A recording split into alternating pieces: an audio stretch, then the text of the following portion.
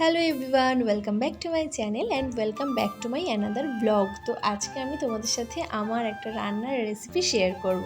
আজকে লাঞ্চের জন্য আমি দুপুরে ডিমের ঝোল রান্না করেছিলাম, সেটারই রেসিপি তোমাদের সাথে শেয়ার করব।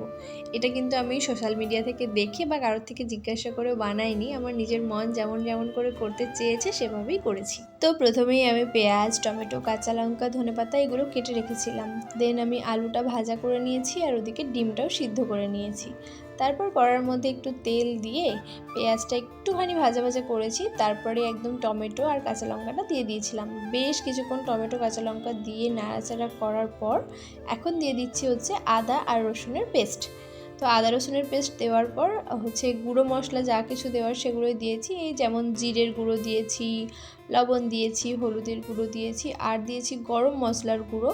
তো এই গরম মশলার গুঁড়োটা মানে যেহেতু এখানে আমি গোটা গরম মশলাটা পাইনি, যার কারণে এই গুঁড়োটা দিয়েছি। তবে গোটা গরম মশলার যে ফ্লেভারটা সেটা কিন্তু এই গুঁড়ো গরম মশলা দেওয়ার থেকে অনেক সুন্দর হয়। তো তোমরা যারা রান্নাটা করবে অবশ্যই গোটাটা দেওয়ার চেষ্টা করবে, না পেলে আর তখন কি করবে আমার মতো এরকম গুঁড়ো গরম মশলা দিতে হবে। সমস্ত মশলা দেওয়ার পর মশলাটাকে ভালোভাবে কষিয়েছি, তারপরে আলু দিয়ে আবারও একটু নাড়াচাড়া করে জল ঢেলে দিয়ে সেটাকে বেশ কিছুক্ষণ ধরে ফুটিয়ে নিয়েছি। আর তারপর ওই যে ডিমগুলো কিন্তু মানে সিদ্ধ করে রাখা ডিমগুলো কিন্তু আমি ভেজে রেখেছিলাম, যেটা বলতে ভুলে গেছিলাম।